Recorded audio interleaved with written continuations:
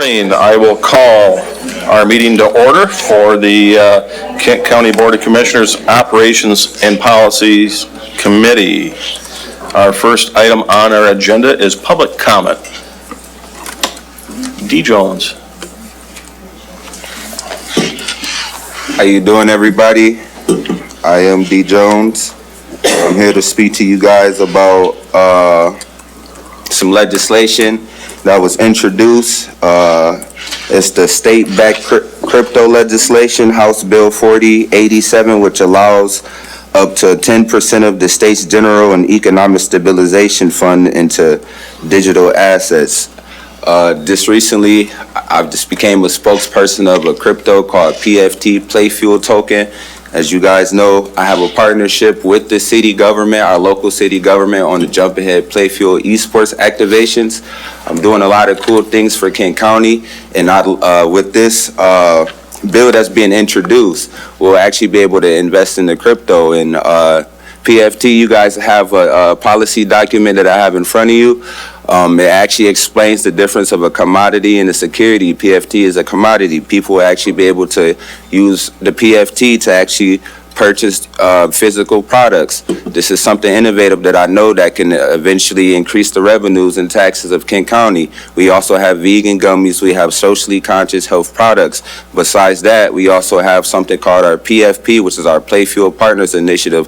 Besides the big brands like Red Bull that partners with these collegiate esports teams and stuff like that, they usually just give them product, but we're going to do a revenue sharing thing where we actually give them 50% of their earnings. They get 50% of everything that they get. So not besides just having a cool, innovative, socially conscious product, they actually get 50% of their earnings. A big issue in esports and collegiate esports is that they don't usually get the funding from the institutions, kind of like sometimes where the federal government cuts funding from Kent County, and then those things affect them.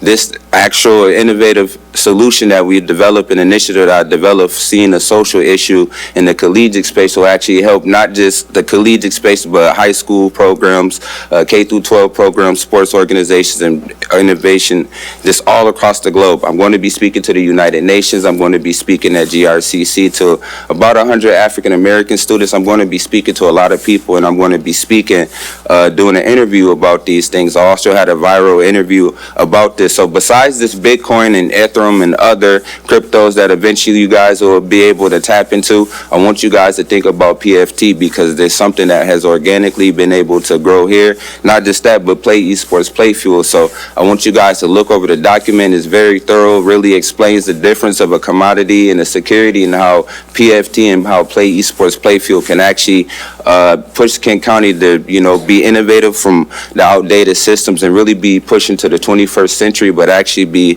ethical in our digital assets when we acquire those things and financials. Thank you. Thank you, D. Jones. Is there anyone else that'd like to be heard? If you would, please state your name and address for the board.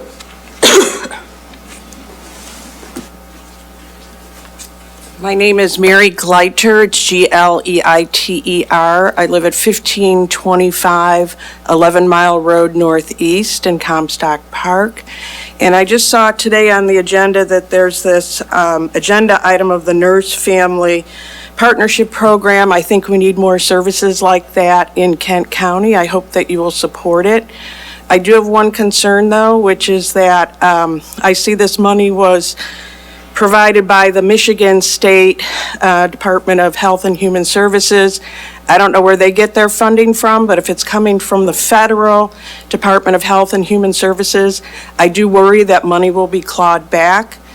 We saw last week that the new presidential administration took back $80 million from New York that had been set aside for FEMA shelter services. And I'm hoping that if we see things like that happen in Michigan, that you will fight to get that money back for us. Thank you. Thank you for being here. Is there anyone else that would like to be heard this morning? Seeing no one, we will close that portion of our meeting. Approval of our minutes.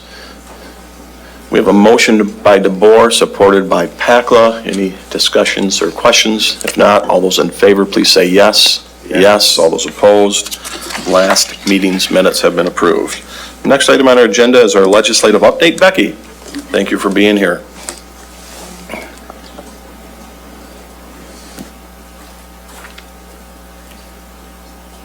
Somebody let Carol know that we did have Becky here, even though she's not on this committee anymore. She'll at least maybe give me an attaboy. So, I'd be happy to send her a written report if that'd be helpful to you. Well, good morning, everyone. In Lansing, the legislature is off to a very slow start. It's not unusual, given every 2 years, that there's some turnaround, especially in the House, and significantly in the House, the Democratic lost majority, so the Republicans now have majority in the House. So there's a lot of processes that must happen in order taking over the House, new committees, new committee structures, new processes, and they have been going about that business through the month of January. There have been a few other things happening, but it's a little bit of a slow start, so my presentation might be not as lengthy as typically is.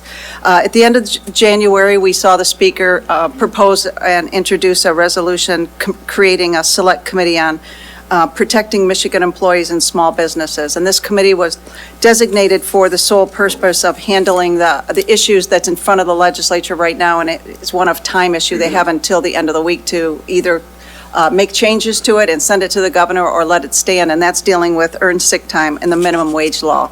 If you recall, we had a voter referendum, and then the Supreme Court made some changes to that, and now the legislature has before it two proposals, the Senate version and the House version of earned sick time and minimum wage. The Senate last Thursday did move their proposal over to the House. That was important because we're up on a 5-day window. Each piece of legislation must stay in each chamber for 5 days. If the Senate had not acted at all based on process, then the House and the Senate would not have been able to come to a compromise, which it appears that they're willing to do. They had meetings yesterday, and they're meeting throughout this week. The House is scheduled to vote Wednesday and Thursday on a compromise, possibly Friday. And the governor has signaled that she's willing to look at some changes to these two as well. So we look forward to that this week, and that really will be the focus of attention. At the end of the February 5th, the governor also proposed her 2026 budget proposal, and that was a $83 billion budget, which is a $3 billion increase from the current year.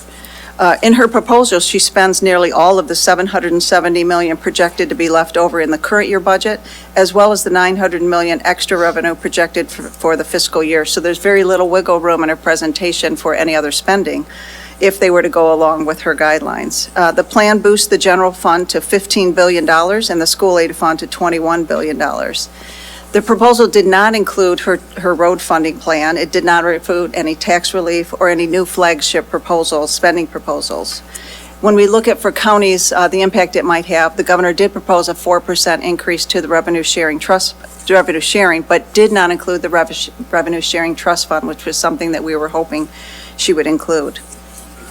The governor once again did propose tipping fees for landfills. The proposal would move from 36 cents to $5 per ton, which the governor argues would bring Michigan in line with the other Midwest tipping fees. According to the proposal, the goal is to create a consistent revenue stream for environmental cleanup projects, while also serving as a deterrent to the large amount of Canadian trash that comes across the border. An average of 12 million cubic yards annually comes into Michigan landfills, which is about 25% of our waste. With the money collected from the fee, 75% of the $80 million raised would go to contaminated site cleanup, brownfield developments, and economic siting. She's also bringing back the, I'm moving on. I did want to make clear that immediately after the governor made this proposal, House Republicans were quick to announce that they did not support this. Representative Ann Boland, who's chair of the House Appropriations Committee, said that that was a proposal that would not be included in the House version when it passed. And I also believe that there are some Senate Democrats that expressed some concern with it as well. So we'll keep watching that. The governor did not include any increases in the county jail reimbursement, the prosecutor's line, or the child care fund. So we will work with the legislatures to see if we can advocate for some increases in those lines. The budget did include $7 million for a septic system database to help prevent contamination into lakes and streams. And I believe this conversation started during the lame duck session. Senator Sam Singh and Representative Phil Skaggs had introduced septic code legislation, creating that code. And there was conversation at that time about creating a database. The conversation was more around $10 million, but the governor did propose $7 million. So we will work with our local public health department on that line item. The budget also proposes $40 million for community reentry of incarcerated individuals to provide coverage starting 90 days before an individual's scheduled release. And this will allow for health screenings and other services prior to reentry to identify key health needs. I believe this was also proposed last session. It didn't make it through the end or to get signed by the governor, but we will work with MAC to see about this proposal to see how we can move that forward. Other proposals that the government included was depositing $50 million into the state's budget stabilization fund. If that were to happen, the balance would be $2.8 billion. The governor proposes $50 million to the school aid rainy day fund and $150 million going into the school district infrastructure reserve fund. In the Department of Health and Human Services, she proposes significant funding, $63 million from the general fund to support programs designed to keep kids with their families as opposed to being referred to youth homes. Another $96 million to make sure more disabled and elderly people qualify for Medicaid reimbursements. Elderly and the disabled residents with an income of more than 100% of the federal poverty currently have to spend nearly all of their savings until they fall into poverty, and this would allow Medicaid to pick up more of those costs. She also proposes $15 million to the state's new psychiatric facility in Northville. This would create 52 new beds and numerous staff positions as well. The governor proposes $676 million to continue funding the free preschool for all 4-year-olds. She continues the tuition-free community colleges at $50 million, and public schools would receive at least $10,000 per pupil foundation, which is about a 4.1% increase. That's an extra $392 per student. She proposes training and hiring 120 new state police troopers, increasing corrections officers' pay by a combined $32 million. Recruiting more officers is also coming out of those dollars. She also proposes a $7 million judiciary case management system. It's something that the judges have been asking for numerous years. $15 million for dam cleanup, $35 million for an apprenticeship program for people who specialize in weatherization and ways that the poor can save money on their electric bills, $10 million to build new electric vehicle charging stations, $200 million in road improvements that is separate from her road program, and an employer-assisted program within MSHDA for $25 million. The governor has a few fee increases along with the tipping fee. She's also proposing a tax on vaping and non-tobacco nicotine for $48 million, and she's also proposing increases in hunting and fishing license fees. She also is bringing back the opt-out passport fee within the DNR budget. If you'll recall, that was proposed last session. House Republicans opposed that. I think they'll continue to push back on the opt-out provision, but it's something also that the governor has proposed. So at this point, the legislature, as I indicated this week, that it's all about the minimum wage and sick time legislation that they need to get done by Friday, and then they will focus on the budget. I wanted to mention a few changes in the budget proposals, budget process with regard to the House Republicans, and specifically the House only. There have been a couple of resolutions that have been introduced changing the process. If you recall, in the last probably 2 or 3 budgets, there's been a significant amount of line items that are one-time spending, enhancement grants, if you will, is how they're referred to in the Lansing area. Significant, pages, hundreds of them. And there's been frustration among legislators as well as stakeholders because they're listed and there's not a lot of information or detail following that, not even a legislative sponsor. There was a resolution adopted in the House, I think it was unanimous, that would require that any enhancement grants has a legislative sponsor attached to it. It also has to be identified by April 1st. So there's some transparency that they want that to occur. And there's also some new requirements that they're asking for, that a nonprofit that is seeking these funds has to be in business for at least 3 years and in the state of Michigan for at least 1 year. And I think the legislature is also going to take a look at how those nonprofits are formed, who sits on the board, how much money is involved. They want to make sure that they're truly transparent, but it will probably slow down the process as they go through that. They've also implemented House Resolution 19, which got a lot of attention last week, dealing with putting some limits on appropriations. That appropriation or conference report cannot be brought for a vote if it contains a legislative directed spending item whose intended recipient is a municipality or university that does either of the following: actively maintains a rule, policy, ordinance, or resolution that would subvert immigration enforcement, or refuses to comply with federal immigration enforcement measures. They're pretty broad. No one is certain how that will be enforced, and again, these are just House resolutions that will not pertain to the Senate or the governor's office, and as you know, the budget is always negotiated, but it's something that got a lot of attention last week in the legislature, and I think it will continue to get attention in the legislature.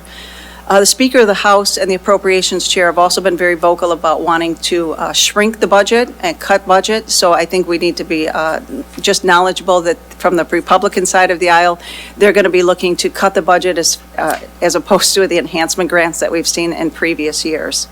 The Speaker's also been unwilling to say that he wants to get the budget done by July 1st, which is a legislative self-imposed deadline, which has no penalty. In reality, the budget doesn't need to be completed until September 30th.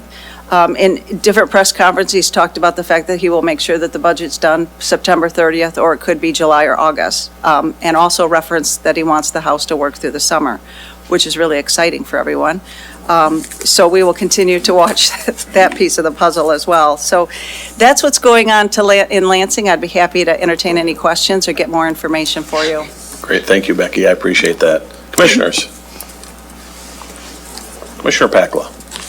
Thank you, Mr. Chair.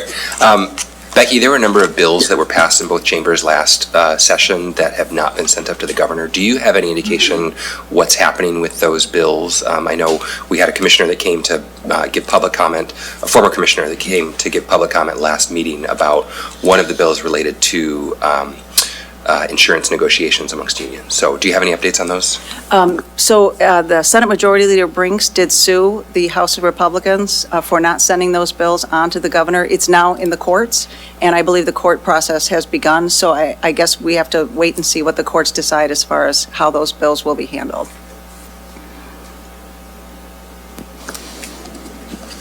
All right, any other commissioners' comments or questions? So this back and forth process about how do you see that playing out, about the length of time? What's your expectations? You think this will go into the fall? I know it's easier for us to plan our budget based on the self-imposed July 1 deadline, but what's your, how many times is this going to go back and forth? You got some bets on it? I would believe it would go back and forth quite a bit. I think the Speaker of the House is very diligent in his negotiations, and I think he's going to be very detailed. He's a hands-on Speaker of the House, so I think you could see us working through the summer trying to get a budget done. I doubt it will be done by July 1st. Okay, all right, great, thank you. Appreciate you being here. Thanks. All right, next item on our agenda is brought to us by the Health Department. This is that a Nurse Family Partnership Program personnel request. Do I have a motion and support? Motion by Ranking Member Pakla, supported by DeBoer. Board members, comments, questions, or concerns? We do have Adam and his staff here today to answer any questions that we have. Commissioner Pakla. Thank you, Mr. Chair. I was wondering if we might have someone speak to the public comment about this agenda item that came through around the funding source and whether we might have any concerns around that. Yeah, let's pass this off to Adam and his staff. Good morning. Good morning. The origin of the funding in today's action request is federal pass-through dollars. Altogether, the NFP program has about 2/3 of its funding from the federal government pass-through, and about 1/3 originates here in the state of Michigan. And do we know, are those funds already sitting with the state of Michigan, potentially up for a clawback, or are we still waiting on those funds? We might not have those funds physically here in hand at Kent County, but is there any concern that we would implement this program, go through a hiring process, right, and then the funds would be clawed back from the state?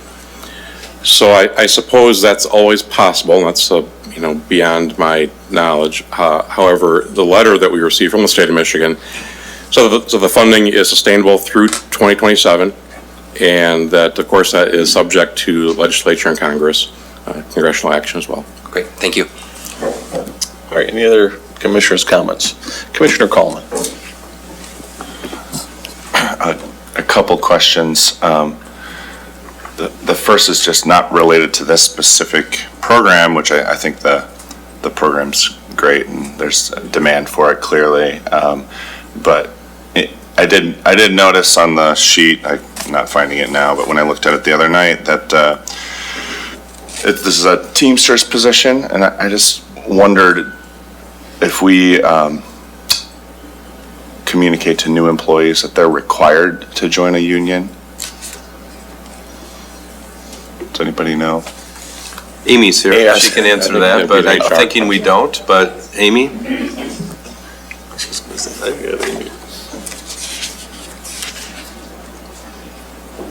Good morning.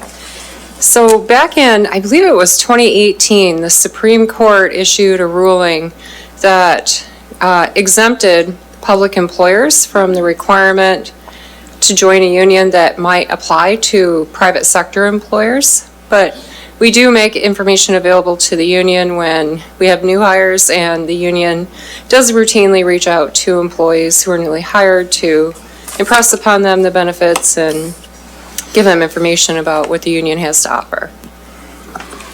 Yeah, that's great, and that's perfectly reasonable that they'd have the opportunity to join the union. I just wanted to make sure we're not communicating that they're obligated, because I think that's important that they know what their rights are as public sector employees. And then I guess my second question is in regard to the funding. So I didn't realize, reading through it, that the source is actually federal funds. So I guess from like a legal standpoint, do we know if, I think it's still a bit uncertain at the moment, but whether or not we comply with the executive orders on making sure, the civil rights laws are being followed?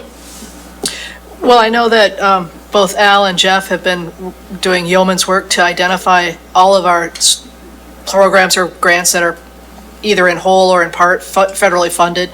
We haven't started going through each of those grant documents yet on things like that, but we haven't received, put it this way, all the EOs are still in the middle of litigation. So pulling them all apart, and we haven't received any information, to my knowledge, on any particular grant, that the terms of existing grant contracts are changing, because those are written contracts. And that's what's being litigated right now, is the ability to change something that's already been agreed to. Going forward, we're still getting documents from the federal government or through the state, and it's their document and their language. So that's what they're sending down to us right now. So the short answer is we don't really know whether or not we, Kent County, are complying with the executive orders, or if we have to, basically, to accept grants like this that are passed through. Right now, we're accepting the documents that come down from the federal government. And so I would assume that the people in DC are sending documents that they view as compliant. Thank you. Great, and just, again, to be clear, if funding is eliminated or decreased, the positions will be eliminated unless continuation funding is approved. So just kind of a reminder on those items, which is pretty common with any of our items that come through this committee. All right. Commissioner Faber. Could you just speak a little bit to the program? I know it's some home visitation work, and potentially how this overlaps with some of our Ready by 5 programming. Yeah, great question. And I have Madeline Olson here from our NFP program who can give you a quick summary of the program and how that interacts with our other services. We are home visitation services for first-time moms, so we visit bi-weekly with registered nurses in the homes, connecting to resources, providing education, support, advocacy, and helping them reach economic self-sufficiency. And then are there connections with community resources, particularly ones that might be funded through the early childhood millage? We connect a majority of services in the community, just kind of warm handoffs, providing extra support if needed. Yeah. And so the lead work, for example, is also mostly located in the Community Wellness Division with NFP, and so there is a lot of navigation between those services within our program and within other organizations that we partner with in the community. All right, thank you, Commissioner. Commissioner Pakla. One last question. It says we're adding 2 nurses to this program. How many are there total? How many are out in the community serving? There are 6 now. There are 6 now, and then this will bring us to 8. That's great. And the way the program is designed, there's a maximum caseload of 25 per nurse. In the past year, we have turned away 100 eligible persons because we didn't have enough staffing. So we know the demand is there. We know there are moms in the community who could really benefit from this. And the program has great evidence as far as bringing babies to full-term birth and being not low birth weight. So the outcomes of the program are really powerful. And so we think that there's a need really for these 2 positions and more if funding were to be made available in the future. Great. Thank you so much for all your work. Commissioner DeBoer. Thank you, Chair. I am supportive of this. I will be voting yes, but I do want to share, I am a little bit wary of just where we are at with money being clawed back. So I don't know if there's anything we can do to maybe postpone some of these grant opportunities just until we receive a little bit more guidance, maybe a gap of just a month or something like that, just some consideration maybe we should take into account, given we're receiving more and more information every day of how to be compliant with some of these situations. Great, thank you. Commissioner Ponstein. Thank you. Thank you, Chair Burrell. Just a quick question. We send our county nurses in here. Do the schools have any involvement? I remember way back, the Granville Public, when there was a birth within our district, sent materials home about educating and providing success. Do we partner with the school still? We do. We have the school services nursing program that we continue to interact with. It's not as robust as it used to be. There are fewer nurses in schools than there have been in past years. But we do absolutely partner with our schools with new births, but of course with any other service that we have, whether it's immunizations or lead or anything else. So yeah, they're a good partner of ours. Thanks. All right, great. Any other commissioners' comments or questions? All right, seeing none, all those in favor, please say yes. Yes. All those opposed? Agenda item 5A has been approved. All right, 6, Commissioner Miscellaneous. Any Commissioner Miscellaneous? All right, Commissioner Pakla. Thank you, Mr. Chair. We heard a lot about some of the uncertainty that's going on in the federal government right now, and I really appreciate, Al, you and Jeff doing a deep dive into our financials to try to understand what's the scope of what is potentially connected in an uncertain way. One of the other pieces that I am concerned about is related to the significant and across-the-board reduction of federal workforce without really any regard for what those services are. Some of this doesn't directly impact county residents, but I am concerned about FEMA cuts. I'm concerned about air traffic controllers and FAA cuts and the ways that those are impacting our residents here.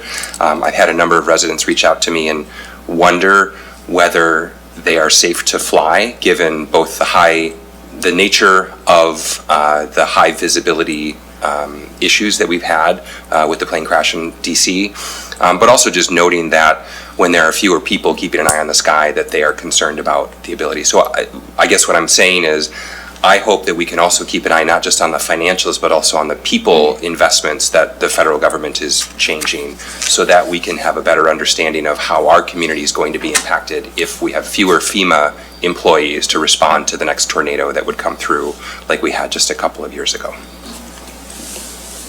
All right, any other Commissioner miscellaneous? Commissioner Ponstein? Thank you, Chair Burrow. So just to add on to that, I mean, there is so much misinformation going back.